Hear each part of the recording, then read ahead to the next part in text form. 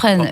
Globalement, Bruxelles veut poursuivre l'homologation. Vous voulez interdire. C'est pas la même logique. Non, on peut réautoriser par exemple pour 3 ans. Ce qui serait une bonne échelle. Pendant ces 3 ans, pendant ces 3 ans, regardez tout ce que l'on peut trouver en termes d'alternatives et aider évidemment ceux pour lesquels l'utilisation du glyphosate est indispensable à se pencher sur d'autres pratiques et éventuellement d'autres techniques.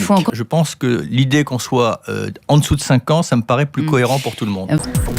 Moi, mon agenda, je l'ai rendu public et on est très nombreux députés à rendre nos agendas publics justement pour lutter contre ça. Cette espèce de soupçon qui ferait qu'on bosse pas parce qu'on est devenu député. Ben, je vous assure qu'on bosse. On bosse en audition, on bosse en commission, on bosse en séance publique, on bosse en recevant un certain nombre de personnes. En effet, quand on enchaîne les séances de nuit, eh bien, on fait des roulements tout simplement parce qu'on peut pas être 313 députés, en tout cas nous de la majorité, présents systématiquement.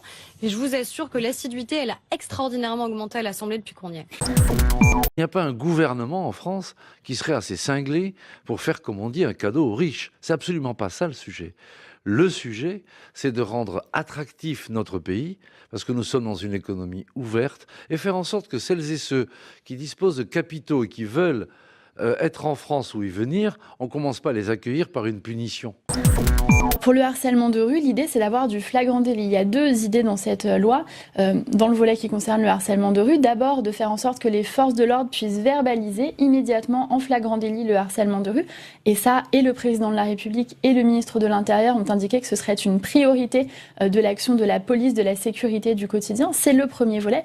Le deuxième, c'est effectivement que cette loi est valeur d'exemple, qu'on dise que les lois de la République interdisent d'intimider, de harceler des femmes dans la rue. Je suis une femme politique. J'ai, comme beaucoup d'autres femmes, et dans ma vie professionnelle, avant d'être élue, connu du harcèlement. C'est quelque chose qui est extrêmement fréquent. Donc je trouve que cette parole libérée est quelque chose de très positif, de très, très fort. J'ai été, avant même l'affaire Weinstein, non pas témoin, mais destinataire de témoignages de jeunes femmes qui ont été victimes de harcèlement, peut-être d'agression sexuelle. Une enquête est en cours. Et les conclusions qu'on en a tirées sont assez simples pour nous-mêmes. Essayer d'imaginer de quelle manière mieux être vigilants par rapport à ce genre de phénomène, parce qu'ils existent dans toute organisation régie par des rapports de pouvoir encore plus.